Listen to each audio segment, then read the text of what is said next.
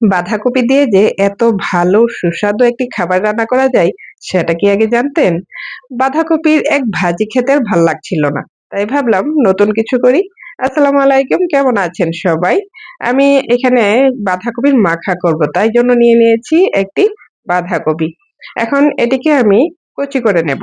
অর্থাৎ ভাজি করার জন্য আমরা যেরকম করি অতটা মিহি না করলেও হবে, একটু বড় হলেও সমস্যা নেই।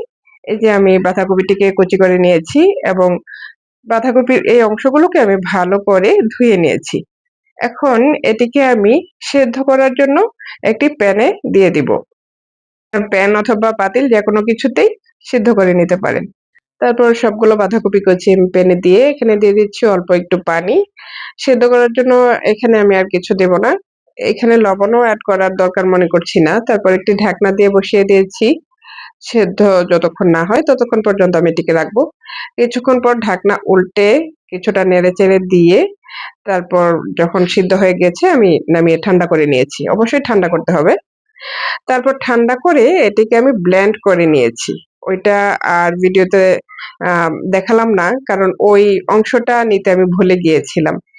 তারপর চলে আসলাম আবার পরবর্তী ধাপে। কড়াইয়ে তেল গরম করে পেঁয়াজ ছেড়ে দিয়েছি।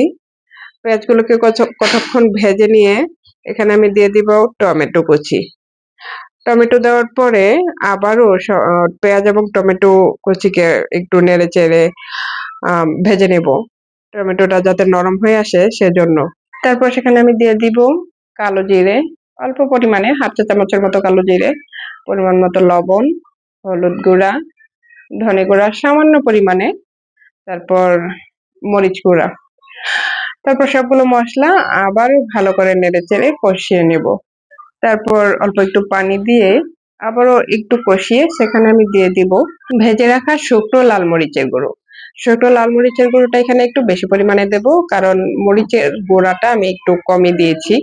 তারপর সবগুলো উপকরণ ভালো করে মিশিয়ে নিয়ে মশলাটাকে ভালো করে ভেজে এখানে আমি দিয়ে দিব ব্লেন্ড করে রাখা বাঁধাকপি। বাঁধাকপিগুলোকে আমি ব্লেন্ড করে নিয়েছিলাম ঠান্ডা হওয়ার পর। তারপর কষানো মশলার উপর ব্লেন্ড করে রাখা বাঁধাকপি দিয়ে আবার সবগুলো উপকরণ ভালো করে নেড়েচেড়ে মিশিয়ে নিয়েছি।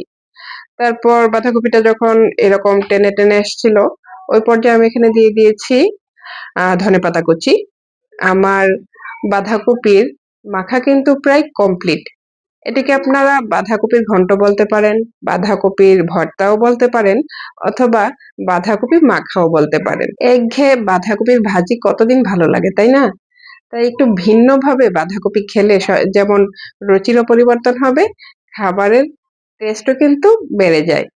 তাহলে কেমন লাগলো আজকে আমার বাঁধাকপির ঘন্ট জানাতে ভুলবেন না। আর বাসায় অবশ্যই ট্রাই করবেন বাঁধাকপির ঘন্ট। গরম ভাতের সাথে 1 চামচ বাঁধাকপির ঘন্ট। আর কি লাগে বলুন? তাহলে আজকে এই পর্যন্তই। আমার বাঁধাকপির ঘন্ট রেডি।